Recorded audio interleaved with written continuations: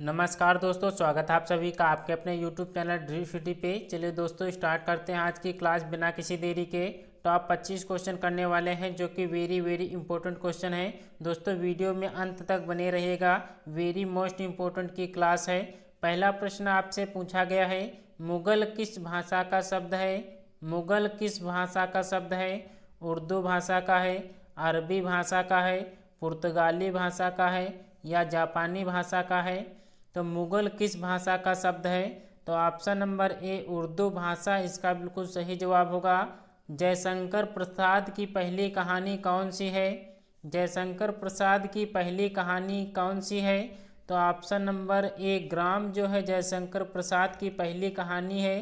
तो option number A इसका बिल्कुल करेक्ट आंसर होगा। प्रश्न आपसे पूछा गया है, निम्नलिखित में से रीत काल के कवि कौन है? निम्नलिखित में से रीत काल के कवि कौन हैं? नीचे दिए गए ऑप्शन में से रीत काल के कवि कौन से हैं? तो ऑप्शन नंबर ए घनानंद जो है ये रीत काल के कवि हैं। ऑप्शन नंबर ए इसका बिल्कुल करेक्ट आंसर होगा। अगले प्रश्न का जवाब करना है, खड़ी बोली के प्रथम महाकाव्य का नाम है। खड़ी बोली के प्रथम महाकाव्य का नाम क्या है? 4 का जवाब करना है। तो प्रिय प्रवास जो है खड़ी बोली के प्रथम महाकाव्य का नाम है। तो ऑप्शन नंबर बी इसका बिल्कुल करेक्ट आंसर होगा। वीडियो में अंत तक बने रहिएगा दोस्तों। टॉप 25 क्वेश्चन हैं जो कि वेरी इंपॉर्टेंट क्वेश्चन है। सरस्वती पत्रिका का प्रकाशन हुआ था। सरस्वती पत्रिका का प्रकाशन कब हुआ था? तो ऑप्शन नंबर सी 1903 जो है इसका बिल्कुल सही जवाब होगा। ऑप्शन नंबर सी इसका बिल्कुल करेक्ट आंसर होगा। अगले प्रश्न का जवाब करना है, स्वर संधि के कितने भेद होते हैं? संधि के कितने भेद होते हैं? तो ऑप्शन नंबर बी 5 जो है स्वर संधि के भेद होते हैं। ऑप्शन नंबर बी इसका बिल्कुल करेक्ट आंसर होगा। अगले प्रश्न का जवाब करना है, निम्नलिखित में से तत्सम शब्द कौन सा है? तत्सम शब्द कौन सा है? नीचे दिए गए ऑप्शन में से तत्सम शब्द का चयन करना है। तो ऑप्शन नंबर बी साग जो है ये तत्सम शब्द है। इसका जो तद्भव बनेगा वो साग बनेगा। तो ऑप्शन नंबर बी इसका बिल्कुल करेक्ट आंसर होगा। अगला प्रश्न आपसे पूछा गया है, निम्नलिखित में से तद्भव शब्द कौन सा है? निम्नलिखित में से तद्भव शब्द कौन सा है? तद्भव शब्द आपसे पूछा गया है। तो बरसात जो है ये तद्भव शब्द है। ऑप्शन नंबर डी इसका बिल्कुल सही जवाब होगा।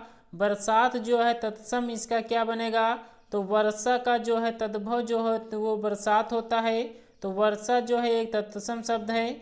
ऑप्शन नंबर डी बरसात जो है आपको तद्भव पूछा गया था। तो ऑप्शन नंबर डी इसका बिल्कुल करेक्ट आंसर होगा। अगला प्रश्न आपसे पूछा गया है, अकबर ने पुस्तक पढ़ी है यह किस प्रकार का वाक्य है? अकबर ने पुस्तक पढ़ी है यह किस प्रकार का वाक्य है? तो ऑप्शन नंबर डी आसन्न भूतकाल इसका बिल्कुल सही जवाब होगा।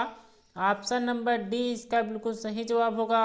अगले प्रश्न का जवाब करना है, मैं गया हूँ किस प्रकार का वाक्य है? सी पूर्ण वर्तमान काल इसका बिल्कुल सही जवाब होगा।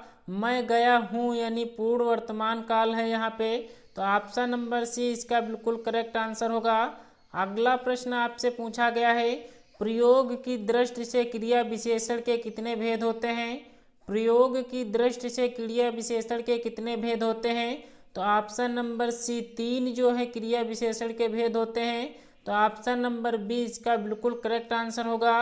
अगला प्रश्न आपसे पूछा गया है, अर्थ की दृष्टि से क्रिया विशेषण के कितने भेद हैं? अर्थ की दृष्टि से आपको क्रिया विशेषण के भेद बताना है। नीचे दिए गए ऑप्शन में से सही जवाब करना है। तो अर्थ की दृष्टि से क्रिया विशेषण के जो है 2 भेद होते हैं। तो ऑप्शन नंबर ए इसका बिल्कुल करेक्ट आंसर होगा। अत्यंत सुंदर है रेखांकित पदों का भेद बताइए। तो ऑप्शन नंबर सी प्राविशेषण इसका बिल्कुल सही जवाब होगा। ऑप्शन नंबर सी इसका बिल्कुल करेक्ट आंसर होगा। वह गाय बहुत काली है किस प्रकार का विशेषण है? वह गाय बहुत काली है किस प्रकार का विशेषण है? कौन सा ऑप्शन सही होगा?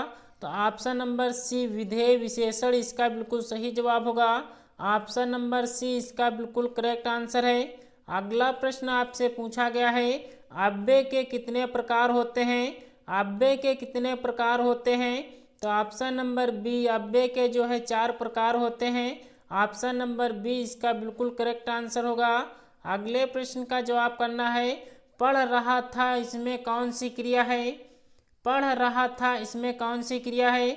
संयुक्त क्रिया होगी, सामान्य क्रिया होगी, पूर्वकालिक क्रिया होगी, असामान्य क्रिया होगी। तो ऑप्शन नंबर ए संयुक्त क्रिया इसका बिल्कुल सही जवाब होगा। ऑप्शन नंबर ए इसका बिल्कुल करेक्ट आंसर है।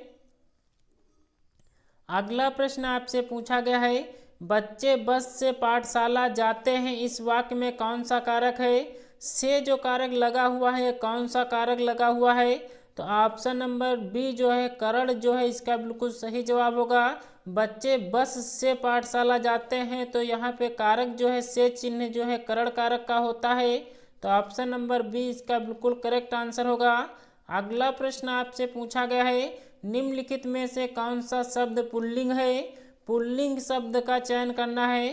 तो ऑप्शन नंबर डी मोती जो है ये पुल्लिंग शब्द होता है। ऑप्शन नंबर डी इसका बिल्कुल करेक्ट आंसर होगा। अगला प्रश्न आपसे पूछा गया है, निम्नलिखित में से कौन सा वर्ण घोष है। घोष वर्ण का चयन करना है। कौन सा वर्ण जो है घोष वर्ण दिया गया है। तो ऑप्शन नंबर सी द जो है ये घोष वर्ण होता है। तो ऑप्शन नंबर सी इसका बिल्कुल करेक्ट आंसर होगा। अगला प्रश्न आपसे पूछा गया है, निम्नलिखित में से कौन सा स्वर नहीं है। कौन सा स्वर नहीं है ये आपसे पूछा गया है। नीचे दिए गए ऑप्शन में से कौन सा स्वर नहीं है। तो ऑप्शन नंबर डी बा जो है ये कोई स्वर नहीं होता है। ऑप्शन नंबर डी इसका बिल्कुल करेक्ट आंसर होगा।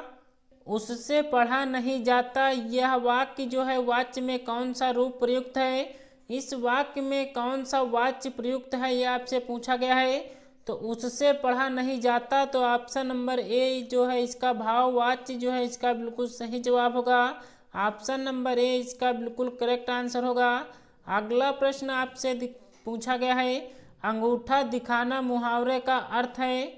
अंगूठा दिखाना मुहावरे का अर्थ चयन करना है।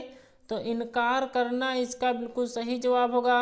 अंगूठा दिखाना यानी इनकार करना इसका मुहावरा जो है बिल्कुल सही जवाब होगा।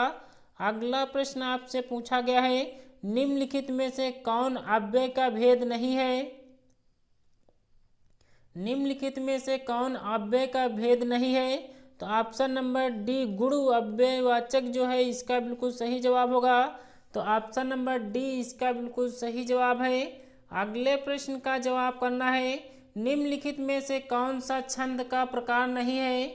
निम्नलिखित में से कौन सा छंद का प्रकार नहीं है। तो ऑप्शन नंबर ए दृष्टांत जो है एक छंद का प्रकार नहीं है। चौपाई, दोहा, सोरठा तीनों जो है छंद के प्रकार होते हैं। तो दृष्टांत इसका बिल्कुल सही जवाब होगा। अगले प्रश्न का जवाब करना है, निम्नलिखित में से कौन सा मनोहर का समानार्थी शब्द है। मनोहर का समानार्थी शब्द आपसे पूछा गया है। तो सुहावना जो है ये मनोहर का समानार्थी शब्द होता है। ऑप्शन नंबर सी इसका बिल्कुल करेक्ट आंसर होगा। दोस्तों वीडियो अच्छी लगी हो तो एक लाइक ज़रूर करना। चैनल पर नए हैं तो चैनल को सब्सक्राइब कर बेल आइकन को प्रेस जरूर कर दें, क्योंकि डेली यहाँ पे टॉप 25 क्वेश्चन कराए जाते हैं। आज आपका स्कोर कितना बना है नीचे कमेंट्स बॉक्स में ज़रूर बताना। वीडियो को शेयर करना ना भूलें। चलिए दोस्तों आज की क्लास को यहीं तक रखते हैं। मिलते हैं अगले वीडियो में बेहतरीन ऐसे प्रश्नों के साथ।